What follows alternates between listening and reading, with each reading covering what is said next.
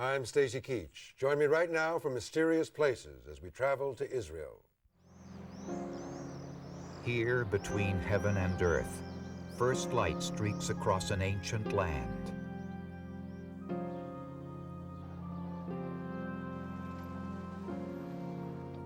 Revealing a place of pride and fury, where wars have raged over property and ideology. For this is the crossroads of three great religions. A city destroyed and rebuilt again and again.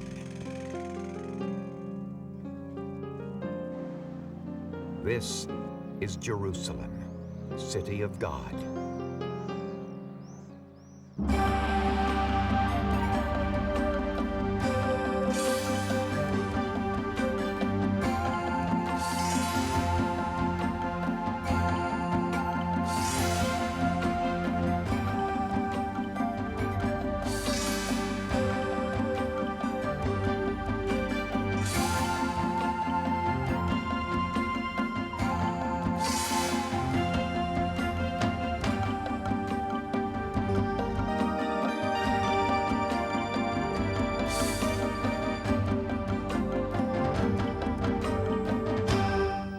Jerusalem. The name originates from the Hebrew Ir Shalom, which means city of peace. Strangely, its history has been anything but peaceful. Throughout its 3,000 years, Jerusalem has been the site of wars, rebellions, and massacres. It has been conquered by countless invaders, including the Egyptians, Babylonians, and Romans. Jerusalem's history has embraced both the sinful and the sacred, the mystical and the mysterious. And yet, it still stands as a holy city, a spiritual home for Jews, Christians, and Muslims alike. Stones scarred by battle and time tell the tale of this tiny crescent of land that binds Africa, Asia, and Europe to the Middle East. Here on a rocky spur where the hills of Galilee cut through the center of the country, west of the Dead Sea and the River Jordan, lies Jerusalem, the capital of Israel. Almost 500,000 people live in this extraordinary city, one that is regarded by 1/3 of the world's population as the holiest place on earth.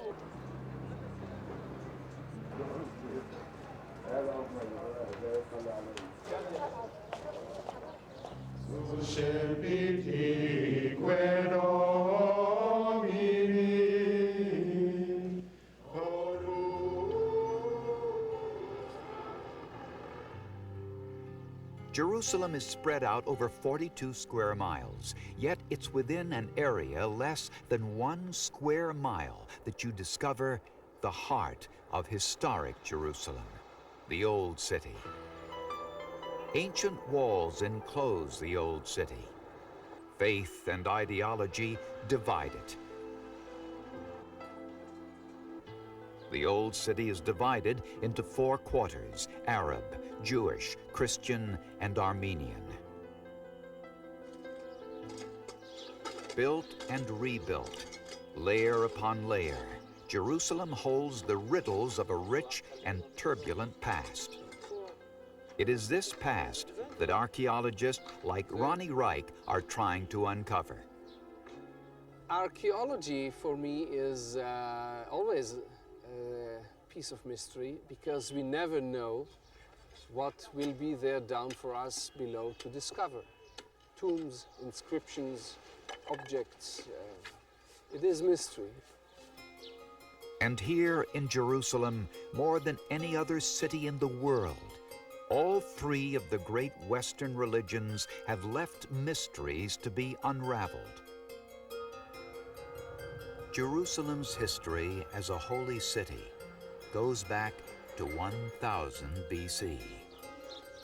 In an effort to bring together the 12 warring tribes of Israel, King David chose this place as his capital. Jerusalem became the capital of the Jewish people, the holiest of cities. It was here where David brought the Ark of the Covenant, said to have held the 10 Commandments. And it was here in the 1st century BC that his son, King Solomon, built a single temple for an entire country. The area it encompassed, known as the Temple Mount, dominates what is today the Arab Quarter. The temple itself was destroyed by the Babylonians and rebuilt by King Herod in the 1st century BC. It was destroyed again, this time by the Romans during the Great Jewish Revolt of 70 AD. Yet part of the great temple still remains, the Western Wall.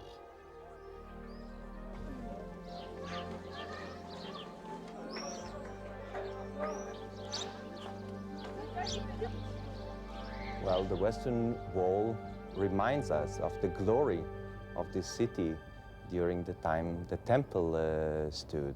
It's a reminiscence of our glorious past here in this town. For Rabbi Ehud Bandel and other devout Jews, the Western Wall is a sacred place of pilgrimage and prayer. It came to be called the Wailing Wall because it is said that Jews come here to bemoan the loss of their temple.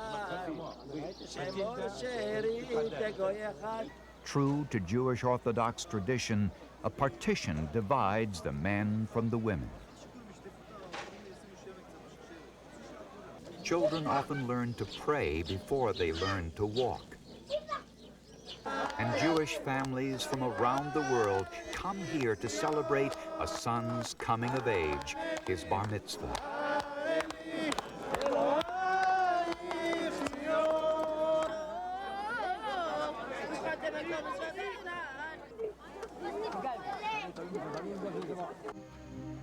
But while devout Jews come here to share their secrets with God, you can enter a series of tunnels beneath the Western Wall and try to decipher man-made mysteries.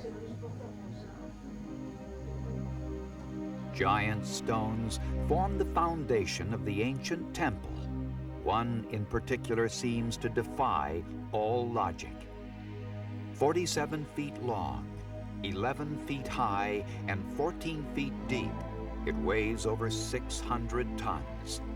Dr. Don Bahat is an archaeologist and lecturer working to explain the temple's enormous stones. Why was it built with such an enormous stone? Where did it come from? How did they bring it here? And so on. We believe that we archaeologists are able to answer many of the queries, although a lot is still left to question. Today, archaeologists believe they have at least unraveled the mystery of how the stone was transported.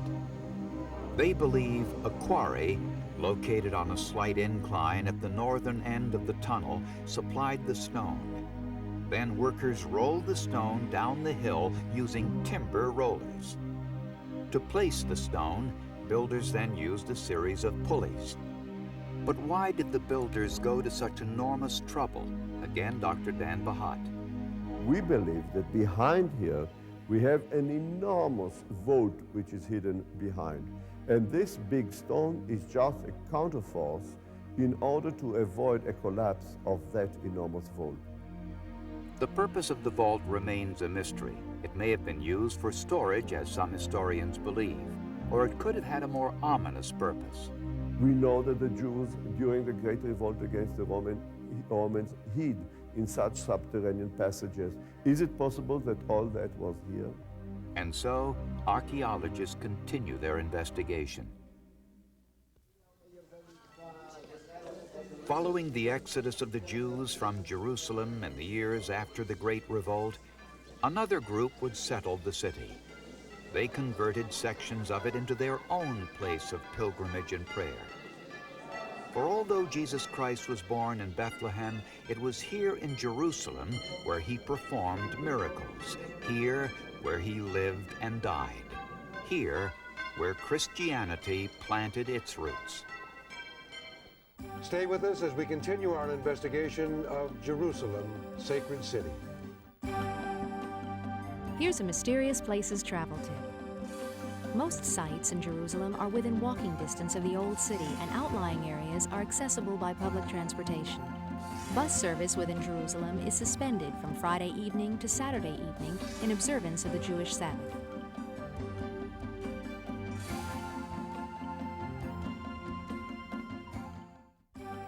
We're back in Israel with Jerusalem, sacred city.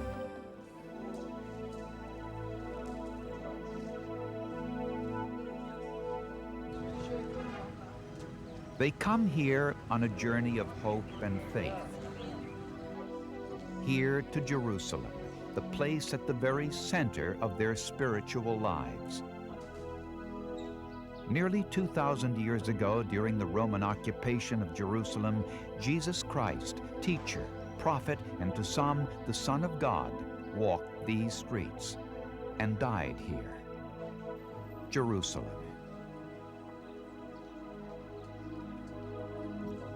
Today, thousands of Christian pilgrims come here annually to follow in the footsteps of Christ.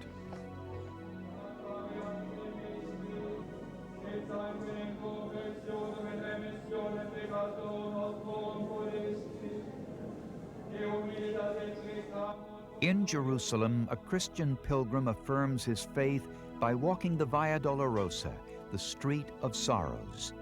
It marks the route that Jesus walked to his death, a cross upon his back. You begin at the Lion's Gate, where legend has it that Jesus was condemned to death by Pontius Pilate. Just inside the gate, you come to St. Anne's Church and the ruins of the Pool of Bethesda. It's been said Christ performed his healing miracles here. The Via Dolorosa eventually leads to the Christian quarter and to the highest point in the Old City. Some say this was the scene of Christ's crucifixion and burial. Today, the Church of the Holy Sepulchre venerates the spot. That Jesus spent the last years of his life in Jerusalem is universally accepted. It is where he was crucified and buried that remains a mystery. The scriptures tell us that Jesus was crucified on a hill known as Calvary. Many Christians believe that the location of the Church of the Holy Sepulchre is the site of Calvary for two reasons. It sits at the highest point in the city, and during Jesus' day, this location was outside the city walls. An important point, since executions were never conducted within the walls of Jerusalem. But while Christians from all over the world venerate the Church of the Holy Sepulchre, not all believe it is the site of Christ's death. A native of Cornwall, England, Ken Trestrail lives in Jerusalem for 6 months of the year and is caretaker of the Garden Tomb. He and many others believe that 2,000 years ago, this rocky outcrop just outside the city was actually Calvary. Like the Church of the Holy Sepulchre, the location of the Garden Tomb bears great significance. It had to be outside the city on a busy thoroughfare because Romans used crucifixion for two reasons. One, to punish the criminal, and two, to show the passerby how ridiculous it was to commit such crimes. And people were stationed to watch the crucifixion on a busy thoroughfare, and just outside this garden is, and always has been, a busy thoroughfare. The Bible says Jesus was buried in a tomb located in a garden owned by his follower, Joseph of Arimathea. Archaeologists say this tomb may have been cut in the 1st century AD during the period when Christ ministered on earth. Could this have been Joseph of Arimathea's garden tomb? Trestrail believes the evidence may support this theory. We believe this was possibly a vineyard. The reason for that is we have found a wine press here, which is certainly 2,000 years old. That tells us that whoever owned this 2,000 years ago was a rich man. Now, this rich man, whoever he was, had cut in his garden from the rock face a tomb. Now, the Bible does tell us that Joseph was a rich man, and the tomb he gave to Jesus was cut from solid rock. Despite the debate over where Christ was buried, Jerusalem, to a Christian, is still the holiest of cities. We can't be sure this is the place, but we are sure of a variety of things. We are sure that Jesus ministered in Jerusalem, he was crucified in Jerusalem, he was buried in Jerusalem, he rose again in Jerusalem, and he's coming back to reign in Jerusalem. Jerusalem might be small, but its influence on religious and social history throughout the ages has been great. And in the 7th century, a new religion would take hold here in the place that was already home to 2 great religions. Stay with us as we continue with Mysterious Places. We're back in Israel with Jerusalem, sacred city. Rising up from the barren hills of the beautiful holy city of Jerusalem is a gold dome, a shimmering beacon beckoning the faithful. The magnificent Muslim mosque known as the Dome of the Rock has stood upon the hill of Mount Moriah since the 7th century AD. But the area it encompasses, the Temple Mount, has dominated the city for much longer. It was here the great temples of Solomon and Herod once stood. It was here that the Muslims built their holy shrine to Muhammad after capturing the city from the Romans in 637 AD. Why have so many faithful been drawn to the hallowed ground of Mount Moriah? The answer lies deep within the mosque itself. Here, you discover a massive stone believed to be the altar for burnt sacrifice in Old Testament times. It is a sacred and mysterious stone. The Jews believe the holy rock covers the mouth of an abyss from which Abraham offered up his son Isaac to God. And they believe it was also the setting for one of the most sacred sites of the Jewish faith, the Holy of Holies. Once again, Ehud Bondel. The Holy of Holies was a room in the temple, in the center of the temple, where one time a year, and only one time a year, one person and only one person could enter this place and pray and utter the name of God. It was during Yom Kippur, the Day of Atonement, the holiest day in the Jewish calendar. And it was only the high priest who was allowed to enter there and utter the name of God in Hebrew. The destruction of the temple by the Romans in the 1st century AD meant the exact location of the Holy of Holies was lost forever, a loss that resonates for Jews even today. Nowadays, we don't know where exactly is the Holy of Holies. And since no one was allowed to enter there, except the high priest on that particular moment, then we are not allowed to go up to the Temple Mount. For most Orthodox Jews, the glory of the Temple Mount survives only in the collective memory. They still refuse to set foot on the Temple Mount, fearing they will defile the Holy of Holies. But for the Muslim population of Jerusalem, the Temple Mount is a vital component of their religious faith.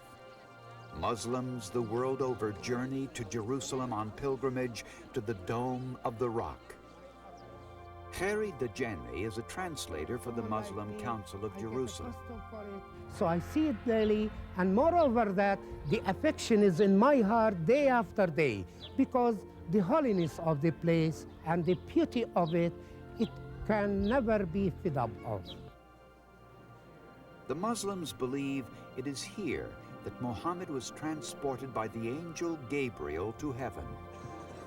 The mysterious and sacred rock is even said to contain Muhammad's footprints and a few strands from his beard.